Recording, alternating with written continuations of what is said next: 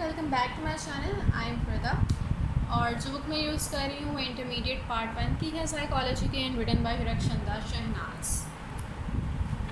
So let's get started. Technician का chapter हमने शुरू किया था।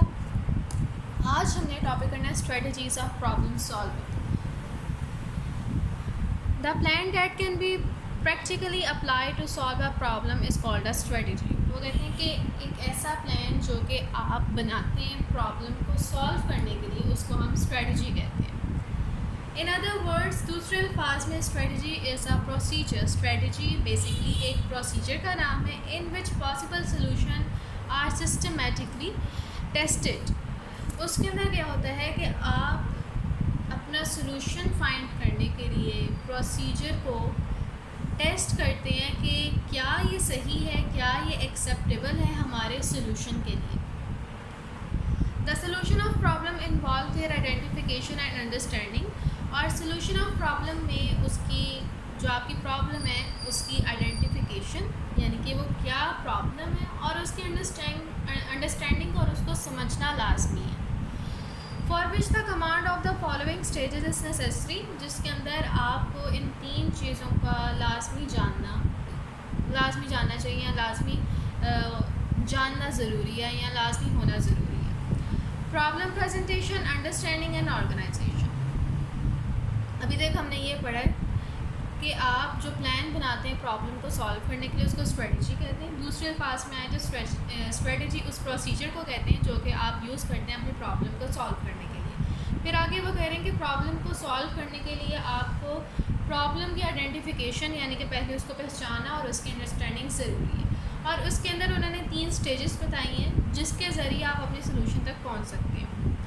नंबर 1, प्रॉब्लम प्रेजेंटेशन, कि आप प्रॉब्लम को प्रेजेंट करें, उसको वेल डिफाइन करें कि प्रॉब्लम ये है।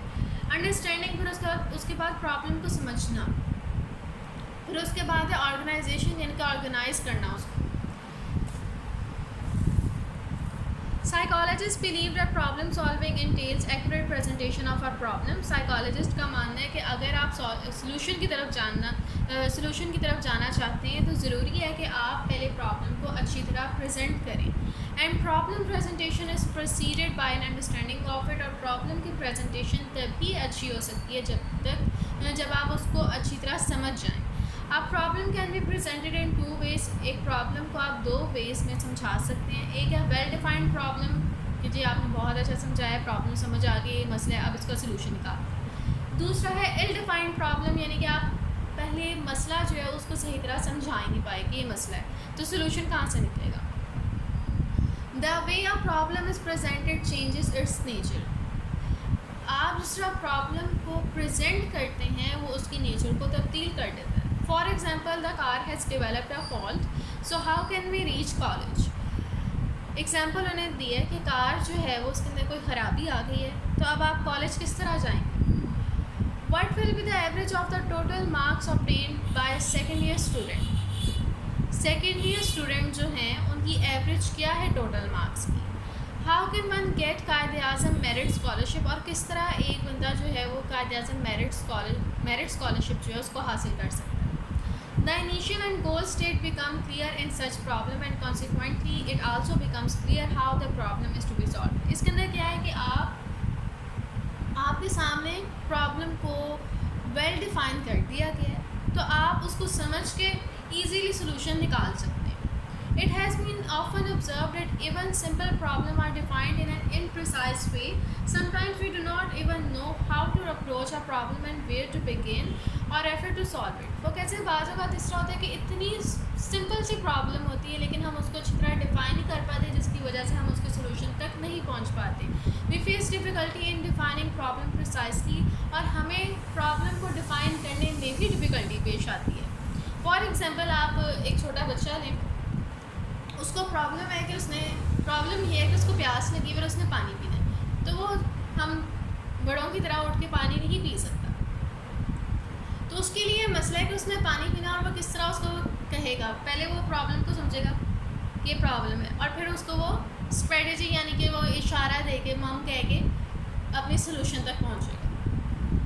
तो अगर वो बच्चा सही तरह डिफ़ाइन नहीं कर पाता, उसकी माँ को नहीं समझ आती, तो वो तो सोल्यूशन की तरफ नहीं जाएगी। क्यों? क्योंकि वो प्रॉब्लम को डिफ़ाइन नहीं कर पा रहा। जब तक प्रॉब्लम इल डिफाइन से वेल डिफाइन में नहीं आएगी तब तक आप सोल्यूशन तक नहीं पहुंच सकते।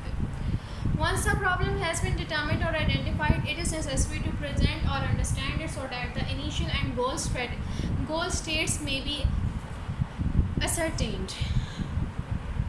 Once the problem has been determined, आपने प्रॉब्लम को आइडेंटिफाई कर लिया, आपको समझ आ गई प्रॉब्लम क्या। अब नेसेसरी ये है कि आप उसको समझें ताकि आप इनिशियल और जो आपकी गोल स्टेट जो कि आप गोल हासिल करना चाहते हैं उस तक आप पहुंच जाएं, यानी कि सोल्यूशन तक पहुंच जाएं। This whole process is carried out in the mind. ये जो तमाम प्रोसेस है ये आपके माइंड में चल रहा होता है। In short we should be clear about the nature of the problem. मुख्तसर वक्त है ये कह रहे हैं कि कोई भी प्रॉब्लम हो हमें उसके नेचर को जानना चाहिए, उसको एग्जामिन करना चाहिए और उसके बारे में अपनी मेमोरी में जो इंफॉर्मेशन है उसको गैदर करके फिर आप जो है उसको सॉल्व करते हैं। According to the nature of the problem we sometime draw a mental picture. हम बाज़ का तीसरा होता है कि हमें कोई मसला होता है तो हम उसका एक मेंटल पिक्चर बनाते हैं, अपने जहन में उसकी एक पिक्चर बना लेते हैं कि ये मसला है। For example employ imagination, sometime we draw upon statistic and sometime take records to negotiation. अच्छा जी, वो कह रहे हैं कि अगर इस तरह हो कि अगर आपको कोई मैथ का मसला है तो आपके जहन में वो मल्टीप्लाई और वो सारा कुछ स्टैट्स वगैरह का मैप बन रहा होता है। If these method do not work we can employ other strategies given below. और अगर इस तरह हो कि आप अपनी महज मेंटल पिक्चर के ज़रिए उसको सॉल्व नहीं कर पा रहे तो आप जो हैं ये अदर स्ट्रेटजीज जो हैं उनको यूज़ करते हैं। अभी तक हमने क्या पढ़ा है कि प्रॉब्लम सॉल्विंग जो है उसकी उन्होंने 3 स्टेजेस बताई हैं। नंबर 1 है प्रॉब्लम प्रेजेंटेशन, फिर उसकी अंडरस्टैंडिंग है, फिर उसके बाद ऑर्गेनाइजेशन। और आगे वो बता रहे हैं कि शॉर्ट में ये सारी चीज़ें जो हैं वो आपके दिमाग में ही हो रही होती हैं और अगर आप अपनी मेंटल पिक्चर के ज़रिए सोल्यूशन तक ना पहुंच पाएँ तो फिर आप जो हैं ये जो नीचे उन्होंने बताए ये स्ट्रेटजीज़ वगैरह को अपनाते हैं। नंबर 1 है algorithm. The procedure guarantees definite solution to a problem. ये जो प्रोसीजर है ये आपको लाजमी तौर पे सोल्यूशन की तरफ लेके जाता है। It include systematic exploration and discussion of all possible solution. इसके अंदर सिस्टमेटिक एक्सप्लोरेशन होती है, यानी कि आप सिस्टम के तहत प्रॉब्लम को एक्सप्लोर करते हैं, उसको जानते हैं और फिर उसके सोल्यूशन को आप डिस्कस करते हैं। Thereafter the final solution is identified और फिर जाके कहीं फाइनल सोल्यूशन को आइडेंटिफाई किया जाता है। आगे है ह्यूरिस्टिक। इसके अंदर जो है आप यानी कि एक टाइम सेविंग प्रोसीजर है। इसके अंदर एक हाइपोथेसिस बनाई जाती है फॉर द पॉसिबल सोल्यूशन। एक सोल्यूशन के लिए जो भी आपका प्रॉब्लम है उसकी सोल्यूशन के लिए एक हाइपोथेसिस बनाई जाती है और फिर उसको एक एक करके एग्जामिन किया जाता है। In heuristic instead of examining all possible option only logical and acceptable solution are explore. इसके अंदर ये होता है कि तमाम हाइपोथेसिस को एक्सप्लोर नहीं किया जाता बल्कि जो लॉजिकल लगती है कि हाँ ये काम कर सकती हैं और ये बात समझ में आ रही है किस तरह हो जाएगा सॉल्व, तो उसी को एक्सप्लोर किया जाता है, उसी को करके प्रॉब्लम को सॉल्व किया जाता है। Hence it does not guarantee a short solution. लेकिन इस टाइम सेविंग तो है लेकिन इसमें यह है कि आपको सोल्यूशन कहने की गारंटी नहीं होती कि आप जो सोच रहे हैं कि लॉजिकल इससे निकल आएगा मेरा सोल्यूशन, ज़रूरी नहीं है कि उससे निकल आए। Feldman is of the view that if the problem is simple, merely the retrieval of long-term memory generally leads to a solution. Feldman का ये मानना था कि प्रॉब्लम सिंपल होती है। merely the retrieval of a long-term memory, merely आपके जहन में जो कोई लॉन्ग टर्म मेमोरी है वही आपको याद आ जाती है, उससे क्या होता है आपको सोल्यूशन मिल जाता है। समटाइम बाज़ औक़ात ये होता है कि ट्रायल एंड एरर मेथड के ज़रिए, यानी कि आप बार बार एक आध दफ़ा कोशिश करते हैं तो आपको समझ आ जाती है। फॉर एग्जांपल अब मैंने पेन फर्स्ट टाइम लिया, अब मुझे समझ नहीं आ रहा है कहाँ से खुलना है, तो मैं इसको यहाँ से ट्राई करूँगी, मैं खोलूँगी तो मुझे लगेगा नहीं यहाँ से नहीं, मैंने यहाँ से लिखना है तो यहाँ से खुलना चाहिए। अब मैं इसको यहाँ से इस तरह करके देखूँगी, अब मैं इस तरह करके देखूँगी खुल जाएगा। तो ये क्या है कि एक प्रॉब्लम का मैंने सोल्यूशन निकाल लिया ट्रायल एंड एरर मेथड की मदद से। मैंने ट्रायल किया, उसके ना मुझे लगा कि नहीं ये नहीं सही, फिर मैंने इस तरह किया, ये भी नहीं सही, फिर मैंने इस तरह किया तो ये खुल गया। यानी कि ट्रायल एंड एरर मेथड की मदद से जो है हम ज़्यादातर इस तरह सोल्यूशन निकाल लेते हैं। अगर हमारी मेमोरी जो है उसमें ना आए कि नहीं इसका कोई सोल्यूशन नहीं है तो फिर आप एक दफ़ा कोशिश करते हैं तो आपका सोल्यूशन निकल आता है। और ये मानना है फेल्डमैन का।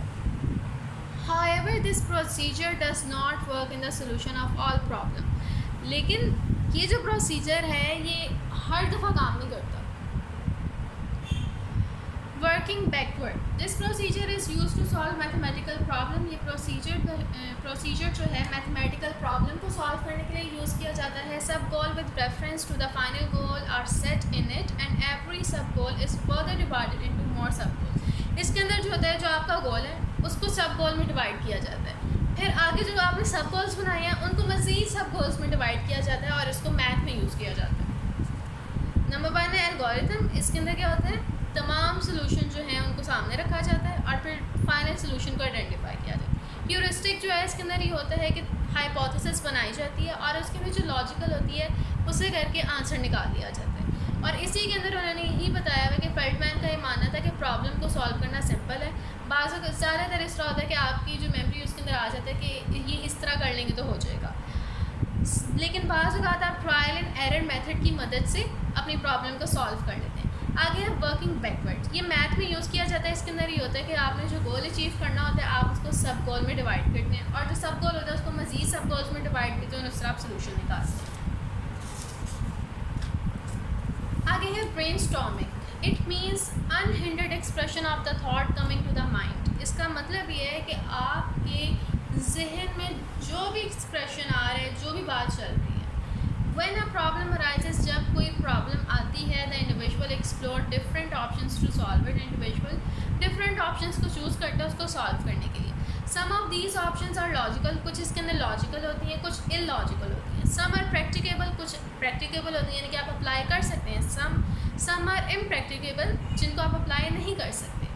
The articulation of all these options and the thoughts related to them is called brainstorming. और आपके जहन में जितनी भी अब ऑप्शंस आएंगे, चाहे वो प्रैक्टिकल हैं, चाहे वो इम्प्रैक्टिकल हैं, चाहे वो लॉजिकल हैं, चाहे वो इलॉजिकल हैं, उन सब को अगर आप इकट्ठा कर लें, जो भी थॉट्स आ रही हैं, then it is called as brainstorming. In this procedure, इस प्रोसीजर में individual is asked to write down whatever solution of the problem come to his mind. Individual को कहा जाता है जो भी सोल्यूशन आ रहा है दिमाग में, चाहे वो किसी भी किस्म का है, आप उसको लिख के दे दें. He should not consider the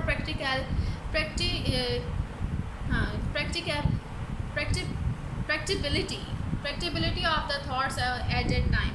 और उसको जो है उस टाइम नहीं सोचना कि ये प्रैक्टिकल है कि नहीं, उसने बस उसके जहन में आया है तो बस उसने लिख देना. So that the flow of thoughts में गो ऑन अनचेक. तो इससे क्या होगा कि उसके जहन में जो आइडियाज़ आ रहे हैं, जो थॉट्स आ रही हैं, वो लिखता जाएगा और बिना किसी यानी कि सोचे कि जजमेंट की कि यार ये हो नहीं सकता, वो लिखता जाएगा तो एक सोल्यूशन की लिस्ट बनती जाएगी. उससे क्या होगा, हो सकता है कि जिसको वो इम्प्रैक्टिकल समझ रहे हो, वो समझ रहे हो कि ये हो ही नहीं सकता, वो हो जाए. The bursting in of thoughts is noted down without any check. और इसको विदाउट एनी चेक, बिना चेक किए बगैर बस लिखा जाता है, बिना चेक किए यानी कि लिखते जाओ, ये हिसाब होता है. लेटर ऑन, बाद में दीज थाट्स आर एनालाइज्ड. बाद में थाट्स को एनालाइज किया जाता है एक एक करके और फाइनल सोल्यूशन जो है उसको आइडेंटिफाई किया जाता है. That is why we sometimes come by novel solution through this method. और बाज़ औक़ात हम इस सोल्यूशन की वजह से कोई बहुत ही नॉवल सोल्यूशन यानी कि एक ऐसा सोल्यूशन जो कि हमने कभी हकीकत में सोचा भी ना हो, उससे आश्कार होते हैं. This procedure brings out varied aspect of a problem. ये जो प्रोसीजर है इससे प्रॉब्लम के बहुत से एक्सपेक्ट सामने आते हैं. In short it can be said that a storm of thoughts is first unleashed in this procedure and later on these thoughts are analysed. इसके अंदर आप इन शॉर्ट आप ये देखें कि पहले जो है स्टॉर्म ऑफ थाट्स जो है यानी कि आइडियाज़ का तूफ़ान जो उसको अनलीश किया जाता है, उसको सामने लाया जाता है, फिर डिसीजन लिया जाता है कि कौन सी थाट को एनालाइज करना चाहिए और कौन सी थाट जो है वो फाइनल सोल्यूशन है. आगे है discussion. Discussion is a common term. Discussion जो है वो कॉमन टर्म है. हमें कोई मसला होता है, हम आपस में डिस्कस करते हैं, किसी से हम लोग सोल्यूशन निकाल लेते हैं. Voicing once opinion about various aspect of a problem. Discussion की वो डेफिनेशन आपको दे रहे हैं कि वॉइसिंग करना यानी कि ओपिनियन देना, अपना ओपिनियन बुलंद आवाज़ में बोलना about various aspect of a problem. Problem के वेरियस एस्पेक्ट के बारे में, प्रॉब्लम के वेरियस पहलुओं के बारे में. Defending it and meeting the objection is called discussion. और फिर उसको डिफेंड करना और ऑब्जेक्शंस का आंसर देना, इसको डिस्कशन कहते हैं। सबसे पहले अपना ओपिनियन आपने बुलंद आवाज़ में बोलना है, फिर उसके जो है डिफरेंट एस्पेक्ट को आपने देखना है, देन उसको डिफेंड करना है और उसकी जो ऑब्जेक्शन है उसका आंसर भी देना है, then it is called as discussion. The individual start making effort to solve a problem keeping in view its urgency. Individual जो है वो क्या करता है, इसके अंदर एफर्ट करता है प्रॉब्लम को सॉल्व करने के लिए, कीपिंग इन व्यू अपने जहन में रखे इट्स अर्जेंसी, इसकी जल्दी को, यानी कि अब उसके जहन में कि मैंने प्रॉब्लम को जल्दी सॉल्व करना है और इस बात को जहन में रखते हुए कि इसको जल्दी सॉल्व करना है, वो प्रॉब्लम का सलूशन जो है वो सोचता है या उसके लिए एफर्ट करता है, कोशिश करता है। The nature of a problem can be grasped sometime through group and sometime through individual effort. Nature of the problem जो है उसको ग्रुप में डिस्कस करके या फिर आप एक इंडिविजुअल एफर्ट करके भी जान सकते हैं। Thinking is carried out allowed in group effort. जब ग्रुप बैठ के यानी कि कोई काम करता है तो उसके अंदर जो भी आप सोच रहे होते हैं उसको आप बुलंद आवाज़ में बोलते हैं। The group members propose possible a solution collectively. Group members जो हैं वो इकट्ठे यानी कि कलेक्टिवली मिलजुल कर जो है वो एक सोल्यूशन निकालते हैं। They put forward arguments in support of it, और बाज़ औक़ात इसमें आर्ग्यूमेंट्स भी हो जाते हैं और फिर वो आर्ग्यूमेंट्स को डिफेंड भी करते हैं और जो ऑब्जेक्शंस वगैरह होती हैं उनको ओवरकम करने की, उनको यानी कि कह लें कि ऑब्जेक्शन यानी कि ओवरकम करने की, यानी कि उनको ख़त्म करने की, उनको किस तरह कंट्रोल कर लिया जाए कि वो ऑब्जेक्शन रहे ना। And thus it becomes easier to solve the problem, और फिर इस तरह जो है वो सोल्यूशन निकालते हैं और प्रॉब्लम को सॉल्व कर लेते हैं। Discussion is meant not to impress each other by rhetoric but to seek a better solution. Rhetoric जो है उसने कहा है कि डिस्कशन जो है वो एक दूसरे को इम्प्रेस करने के लिए नहीं की जाती बल्कि एक बेटर सोल्यूशन को निकालने के लिए की जाती है। Cooperative learning, it means cooperation in learning. इसका मतलब होता है कि लर्निंग में कोऑपरेट करना, कोऑपरेशन करना। Helping others with the solution of the problem, दूसरों को सोल्यूशन निकालने में मदद करना जो है वो कोऑपरेशन कहलाता है, यानी कि तावन कहलाता है। When we help people beset with problems or extend cooperation in them to them, other people find it easier to solve their problem. जब हम दूसरों की प्रॉब्लम को ख़त्म करने की कोशिश करते हैं, एक सोल्यूशन निकालने की कोशिश करते हैं, तो उनके लिए अपनी प्रॉब्लम को सॉल्व करना आसान हो जाता है। Corporation help others to get rid of their problem and worries. Corporation जो है वो उनको हेल्प करती है कि उनको जो भी मसाइल हैं उनका खात्मा कर दिया जाए। इस्लाम आल्सो एंजॉयज़ कॉर्पोरेशन विद अदर्स। इस्लाम जो है वो भी इस बात पे कहने की ज़ोर देता है कि हमें दूसरों के साथ तावन करना चाहिए, जिस तरह ये लिखी हुई है translation, cooperate with each other in acts of piety. एक दूसरे के साथ तावन करो इन एक्ट ऑफ पाइटी, यानी कि मुसीबत के वक्त। So in act of piety to extend cooperation and solving problems. अच्छा जी, यहाँ पे जो इम्पोर्टेंट है आप स्ट्रेटजीज़ का नाम बताएं, उनको थोड़ा बहुत डिफ़ाइन करें, फिर उसके बाद बताएं कि प्रॉब्लम जो है साइकोलॉजिस्ट के मुताबिक दो तरह से होती हैं, उनको दो तरह से प्रेजेंट किया जाता है, वेल डिफ़ाइन और इल डिफ़ाइन। फिर उसके बाद आप यहाँ पे आ जाएं कि ये सारी चीज़ें जो हैं कि उसको ऑर्गेनाइज़ करना, उसको अंडरस्टैंड करना, ये सारी चीज़ें जो हैं वो आपके दिमाग में हो रही होती हैं, ये बताएँ। देन आप आ जाएँ कि अगर आप अपनी मेंटल पिक्चर के ज़रिए उसको सॉल्व नहीं कर पाते, then you apply these method या दीज स्ट्रेटजीज।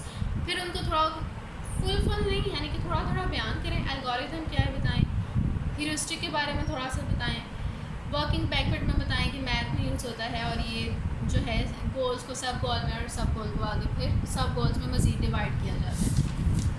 फिर ब्रेनस्टॉर्मिंग में थोड़ा सा बस ये बताएं कि थॉट्स को जो है जो भी आ रहा है विदाउट थिंकिंग अबाउट इट कि ये प्रैक्टिकल है या नहीं है, सोचे बगैर उसको बस लिखते जाएं, तो ये ब्रेनस्टॉर्मिंग। फिर उसके बाद आप इसको बल्कि थोड़ा सा और बयान करें यहाँ से कि इसके अंदर जो है सारी थॉट्स को बाद में इकट्ठा करके एनालाइज़ किया जाता है और फिर उसका सलूशन निकाला जाता है। डिस्कशन में आप बताएं कि ग्रुप ऑफ पीपल जो है वो साथ बैठते हैं, डिस्कस करते हैं, उसकी ऑब्जेक्शन को ओवरकम करते हैं, डिफेंड करते हैं आर्गूमेंट्स को, और उसके अलावा सपोर्ट भी करते हैं उसको, और फिर वो उसका सलूशन निकाल देते हैं।